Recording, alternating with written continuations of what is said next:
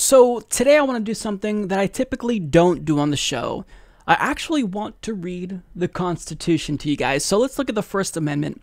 It states, Congress shall make no law respecting an establishment of religion or prohibiting the free exercise thereof or abridging the freedom of speech. Remember those words, freedom of speech, or of the press, or the right of the people to peaceably assemble and to petition the government for a redress of grievances.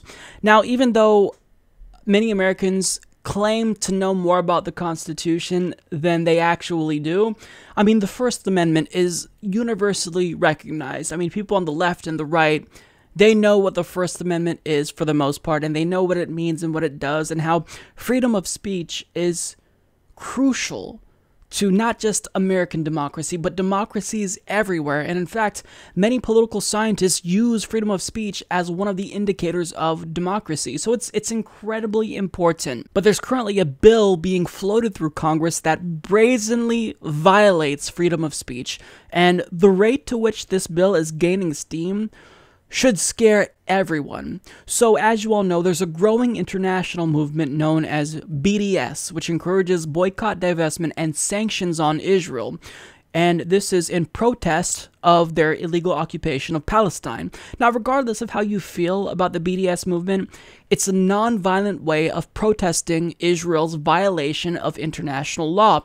And it's a similar strategy that was employed to end apartheid in South Africa. But when it comes to this movement, Congress is now trying to impose penalties on those of us that support the movement. So Glenn Greenwald and Ryan Grimm of The Intercept explain a group of 43 senators, 23 Republicans, and 14 Democrats wants to implement a law that would make it a felony for Americans to support the international boycott against Israel, which was launched in protest of that country's decades-old occupation of Palestine. The two primary sponsors of the bill are Democrat Ben Cardin of Maryland and Republican Rob Portman of Ohio. Perhaps the most shocking aspect is the punishment. Anyone guilty of violating the prohibitions will face a minimum civil penalty of $250,000 and a maximum criminal penalty of $1,020,000 years in prison. The proposed measure, called the Israeli Anti-Boycott Act, was introduced by Cardin on March 23rd. The bill's co-sponsors include the senior Democrat in Washington, Minority Leader Chuck Schumer, his New York colleague Kirsten Gillibrand, and several of the Senate's more liberal members such as Ron Wyden of Oregon, Richard Blumenthal of Connecticut, and Maria Cantwell of Washington. Illustrating the bipartisanship that AIPAC typically summons, it also includes several of the most right-wing senators such as Ted Cruz of Texas, Ben Sasse of Nebraska, and Marco Rubio of Florida. A similar measure was introduced in the House on the same date by 2 Republicans and 1 Democrat.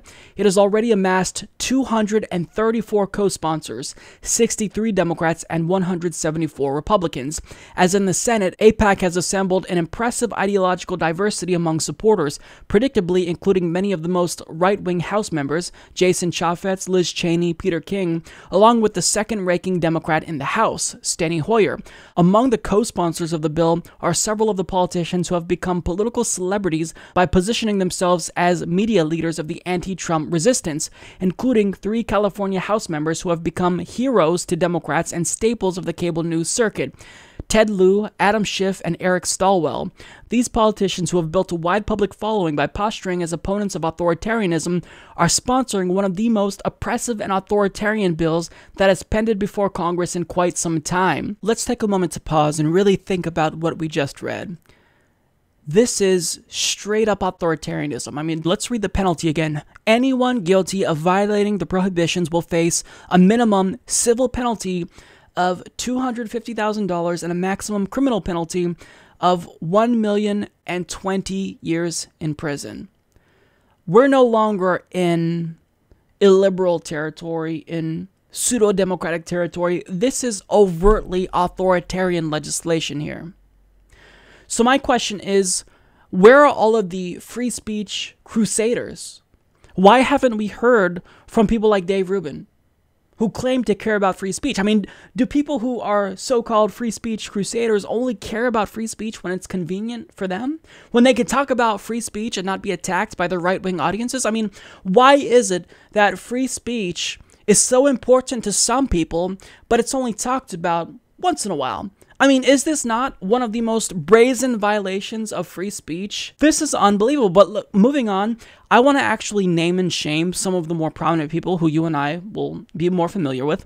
So in the Senate here, we have Marco Rubio, Democrat, Robert Menendez, Orrin Hatch, Dean Heller, Maria Cantwell, another Democrat, Chuck Schumer, Joni Ernst, Kirsten Gillibrand, Joe Manchin, of course, Claire McCaskill, Oregon's Ron Wyden, a Democrat, Tom Cotton, and in the House we have Democrat Brad Sherman, of course, Debbie Wasserman Schultz, Jackie Rosen, another Democrat, Chris Collins, Adam Schiff, Peter King, Matt Gaetz, Louis Gohmert, Greg Walden, and there's a lot more supporters of this authoritarian bill on this list, but I'll link you to the bills themselves, both in the Senate and the House, so that way you can see if your senator or representative is supporting this bill, and if so, I would implore you to call them immediately because this is unacceptable. Now, what these anti-democratic people who co-sponsored this bill didn't realize was that this bill garnered quite a bit of backlash. In fact, the ACLU came out to sharply denounce it, and once it garnered a lot of backlash,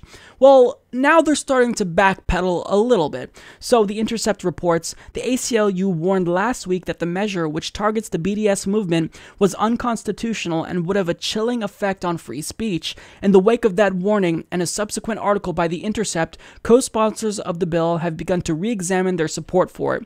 Cardin said that the ACLU had misrepresented his legislation, but if it needed to be clarified, he would take steps to do so. A lot of the co-sponsors are pretty strongly committed to the freedom of speech, Cardin said. Yeah, right. We're certainly sensitive to the issues they raise. If we have to make it clearer, we'll make it clearer. We thought we only dealt with civil penalties, not criminal penalties, Cardin told The Intercept. But if that's not clear, we're willing to deal with these issues. If the bill were amended to clarify that no criminal penalties could be applied, violators would still face a $250,000 civil fine or more. Cardin also said that individual American citizens who backed a boycott of Israel would face no legal consequences and made that point in a letter penned with co-sponsor Senator Rob Portman of Ohio, which was sent to colleagues on Friday. But the text of the bill bans actions, quote, which have the effect of furthering or supporting restrictive trade practices or boycotts fostered or imposed by any international governmental organization against Israel, or requests to impose restrictive trade policies or boycotts by any international governmental organization against Israel. Yeah, so what it sounds like to me is that this bill garnered a lot more attention than they had anticipated, and now they're trying to muddy the waters a little bit. We have Ben Cardin, one of the sponsors of the bill, playing dumb, saying, oh, I didn't know that it included criminal penalties, even though the bill has criminal penalties. He's saying, you know, our goal was to only impose civil penalties, not criminal penalties.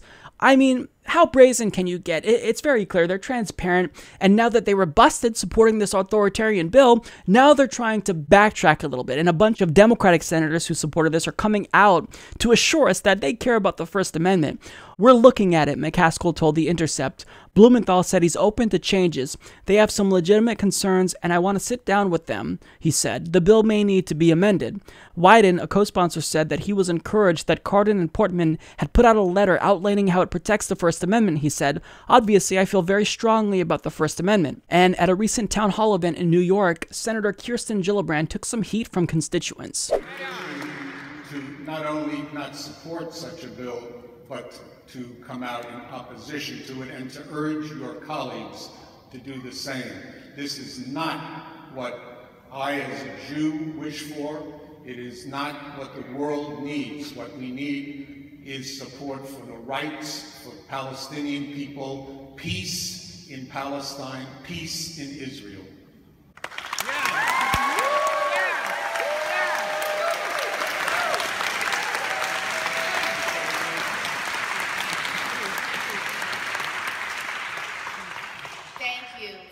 Sharing your story and your perspective, and I agree with you. The way I read the bill is not the way you read the bill. I saw the bill as an extension of foreign policy to not allow companies to side with foreign entities that were doing boycotts. I support everyone's right to free speech. I would never do anything to undermine people's rights to free speech, but I do see how this issue is very seriously being debated. And I've asked the ACLU to come meet with me so that I could understand their perspective. I just didn't read the bill that way. And I am open to looking at it again because I do not want to undermine people's free speech rights on any level. I do share your concerns with the current government of Israel. I have concern that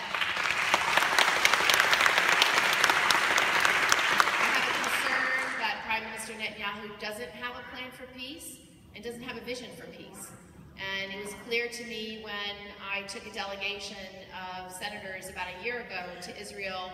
We went to Israel, we went to Vienna to meet with the IAEA to assess how the Iran deal was being implemented. We went to Saudi Arabia and we went to Turkey. And in our meeting with Prime Minister Netanyahu, the question we asked is, what is your vision for peace? And he didn't have one. He just said, my only hope is that I can protect my people from rockets. And if you don't have a vision and you don't have a plan, it is never going to happen. Credit to all of these Democrats for actually responding to criticism, but I don't buy it. They're saying, well, Kirsten Gillibrand here, she said that, this was just an extension of foreign policy in my reading of the bill, and it only extended to companies. But I mean, you have criminal charges in here. How would you jail a company for 20 years? And I love how they're talking about freedom of speech, at least now, within the context of freedom of speech applying to companies, but yet we allow companies the freedom of speech to buy off politicians, but when it comes to supporting BDS, we're trying to curtail freedom of speech in that regard. Look, this is all very clear. These guys are transparent as hell. They were busted. They supported an authoritarian bill and didn't think we would pay attention to it, and didn't think that the ACLU would be as vocal as they are. And now they're trying to walk back everything that they did in support of this bill. And it's so shameless. So we'll see what amendments they offer to this bill, but I've never seen a more brazen violation of the First Amendment than this insidious bill right here. So we've got to do what we can to defeat it. Support this podcast by joining the independent progressive media revolution today at humanistreport.com.